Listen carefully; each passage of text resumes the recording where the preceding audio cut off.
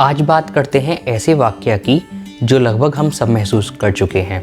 जी हाँ, मैं बात कर रहा हूँ फ़ोन कॉल पर होने वाले फ्रॉड की। आजकल काफ़ी ज़्यादा फ्रॉड कॉल्स आती हैं जिसमें सामने वाला कहता है कि आपका बैंक अकाउंट बंद होने वाला है या डीएक्टिवेट होने वाला है, आपको कुछ बेसिक डिटेल देनी होंगी, फिर आपका बैंक अकाउंट बंद नहीं होगा। पर कभी आपने सोचा है कि ये फ़ोन कॉल आती कहाँ से हैं, ये लोग कौन हैं और ये लोग ऐसा कैसे कर लेते हैं, ये सब स्टार्ट कहाँ से हुआ और इस पर एक्शन क्यों नहीं होता कोई भी। चलिए आज इस टॉपिक पर डिटेल में बात करते हैं शुरुआत से। हेलो फ्रेंड्स, मैं हूं मनीष और आप देख रहे हैं लिमिटलेस इन्फॉर्मेशन। अगर आप इस वीडियो के माध्यम से इस चैनल पर आए हैं तो प्लीज़ चैनल को सब्सक्राइब कर लीजिए, क्योंकि ऐसी ही इन्फॉर्मेटिव वीडियो मैं इस चैनल पर शेयर करता रहता हूं। कुछ सालों पहले अमिताभ बच्चन के पास एक कॉल आती है।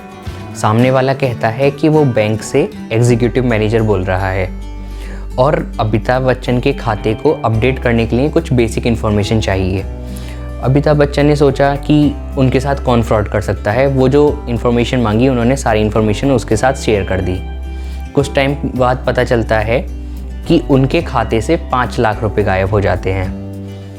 बाद में पता चलता है कि ये लेन देन उन्होंने किया ही नहीं है। फिर इन्वेस्टिगेशन स्टार्ट होती है। ऐसा ही एक केस दिल्ली के सेंट्रल मिनिस्टर के साथ होता है। सामने वाला फिर वही कहता है कि वो बैंक का एग्जीक्यूटिव मैनेजर बोल रहा है और उनको कुछ डिटेल चाहिए बैंक अकाउंट को अपडेट करने के लिए। जो डिटेल मांगी वो मिनिस्टर साहब ने वो सारी डिटेल उस बंदे को दे दी। उन्होंने सोचा भी नहीं था कि उनको कोई ठग सकता है। कुछ टाइम बाद पता चलता है कि उनके खाते से 2 लाख रुपए गायब हो जाते हैं। उन्होंने भी कंप्लेंट दर्ज की और इन्वेस्टिगेशन होनी स्टार्ट होती है। अभी हाल ही में अगस्त 2019 में एक घटना और होती है। पंजाब के सीएम कैप्टन अमरिंदर की वाइफ परमीत कौर के पास एक कॉल आती है, जिस समय परमीत संसद के एक सत्र में भाग लेने जाती हैं। उसी समय पे कॉल आती है। सामने वाला कहता है कि वो बैंक से बोल रहा है और आपकी सैलरी होल्ड हो चुकी है, तो कुछ डिटेल्स चाहिए। तो जल्दी में परमीत कौर उसको डिटेल दे देती हैं। डिटेल्स में वो डेबिट कार्ड का नंबर, सीवीवी और वो कहता है कि जो आपके फ़ोन पर मैसेज आएगा वो भी आपको बताना पड़ेगा, जिससे कि हम आपकी सैलरी ट्रांसफ़र कर सकें। जल्दी में परमीत कौर ने उसको सारी डिटेल दे दी और बाद में पता चलता है कि परमीत कौर के खाते से 23 लाख रुपए साफ़ हो जाते हैं। उन्होंने भी बाद में कंप्लेंट दर्ज कराई और इन्वेस्टिगेशन स्टार्ट होती है। इन हस्तियों के साथ साथ क्या पुलिस ऑफिसर, क्या आर्मी, सभी इस चीज़ का शिकार हो चुके हैं। काफ़ी इन्वेस्टिगेशन होती है। इन्वेस्टिगेशन में पता चलता है कि ये जो फ़ोन कॉल आती हैं ये हिंदुस्तान का काफ़ी पिछड़ा हुआ एरिया है, जहाँ मोबाइल और इंटरनेट की सुविधा भी काफ़ी कम है हिंदुस्तान के और शहरों के अपेक्षा।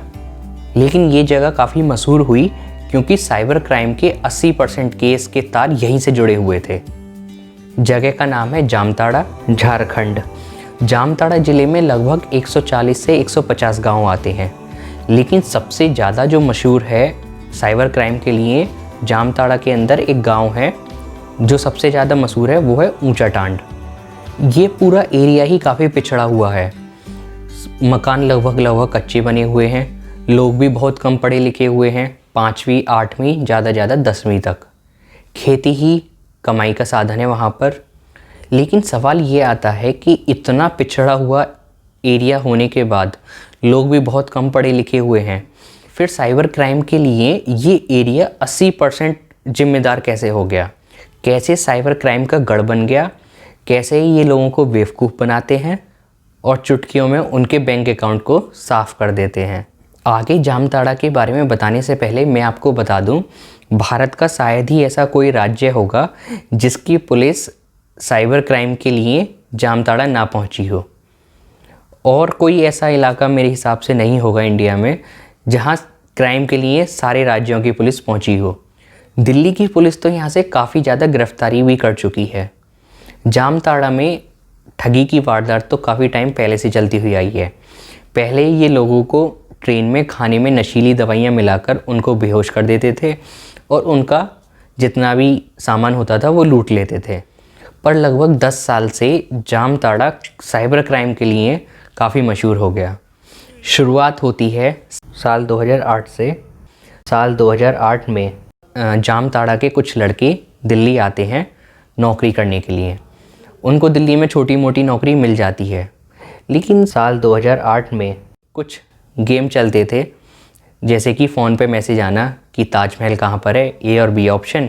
अगर आपने सही जवाब दिया तो आपको ये मिलेगा वो मिलेगा, और फिर उस मैसेज के चार्ज 2 या 3 रुपए होते थे। ऐसे ही उन्होंने भी, जो जामताड़ा से लड़के आए थे, उन्होंने भी वो मैसेज किया।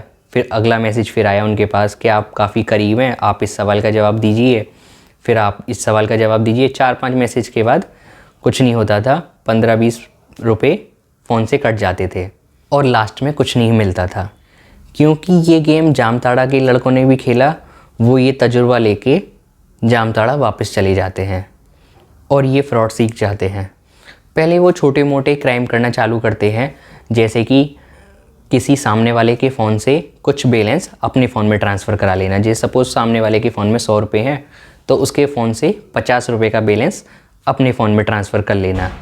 इस तरह से 4-5 लड़के मिलकर कुछ सिम कार्ड खरीद लेते हैं और ट्रेनिंग लेना स्टार्ट करते हैं कि बैंक वाले एक्चुअल में किस तरह से बात करते हैं अपने कस्टमर के साथ। 4-5 लड़के मिलकर फिर ट्रेनिंग लेते हैं कि फ़ोन वाले एक्चुअल में बात कैसे करते हैं। फिर ये स्टार्ट करते हैं कॉल करना और सामने वाले से कहते हैं कि आपका बैंक अकाउंट बंद होने वाला है, आपको कुछ डिटेल देनी पड़ेंगी, आप पैसे नहीं निकाल सकते, ये है वो है, और सामने वाला डिटेल दे भी देता था। और इस तरह से उन्होंने फ्रॉड करना स्टार्ट किया। फिर इनको दिक्कत आती थी इंग्लिश में, क्योंकि बैंक के एग्जीक्यूटिव मैनेजर वो बात करते हैं इंग्लिश में, पर इनसे इंग्लिश आती नहीं थी क्योंकि ये काफ़ी पिछड़े एरिया से थे। फिर इन्होंने इंग्लिश की ट्रेनिंग लेनी स्टार्ट करी और इंग्लिश भी सीख गए। फिर धीरे धीरे और लोग भी इनके साथ जुड़ते चले गए और प्रॉपर ट्रेनिंग इन्होंने लेनी चालू कर दी। पूरे दिन ये रिकॉर्डिंग सुनते थे कि फ़ोन के एक्चुअल मैनेजर कैसे बात करते हैं अपने कस्टमर के साथ। धीरे धीरे वहाँ के लाइफ स्टाइल में काफ़ी चेंज आने लगा। 2015 के बाद जो लोग साइकिल से चला करते थे वो SUV पर आ गए। जिन लोगों के कच्चे मकान थे वो धीरे धीरे पक्के होने लगे। एक पुलिस की रेड में तो ये भी पता चला कि पान की दुकान चलाने वाला एक इंसान, उसके पास 2-2 SUV हैं, घर भी बहुत अच्छा बना हुआ है।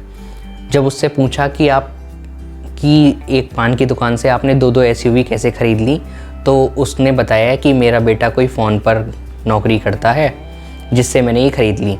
तो उसको बताया कि आपका बेटा कोई नौकरी नहीं करता, वो लोगों को ठगता है। तो पान वाले का जवाब भी काफ़ी आश्चर्यजनक था। पान वाला कहता है तो क्या हुआ, छोटी मोटी ठगी तो ही कर लेता है।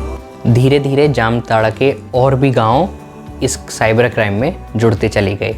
फिर धीरे धीरे पुलिस ने जामताड़ा में आना चालू करा। वहाँ से कुछ गिरफ्तारी भी होनी स्टार्ट हो गई और गिरफ्तारी होने के बाद वो बेल पर छूट जाया करते थे।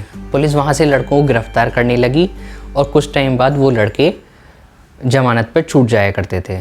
अब आज के टाइम में तो ऐसी हालत है कि पुलिस वहाँ पर जाने से भी डरती है, क्योंकि एक बार पुलिस पर गांव वालों ने अटैक कर दिया था, पुलिस को बंदी बना लिया था और पुलिस को छुड़ाने के लिए फ़ोर्स भेजनी पड़ी थी। फिर फोर्स को भेजना पड़ा था पुलिस को छुड़ाने के लिए। साथ में एक चीज़ और पता चली कि जो पैसे चले जाते हैं वो लौटकर वापस नहीं आते, चाहे वो अमिताभ बच्चन के हो या वो किसी मिनिस्टर के हो या बहुत बड़ी हस्ती के हो, वो पैसे आज तक लौट कर नहीं आए।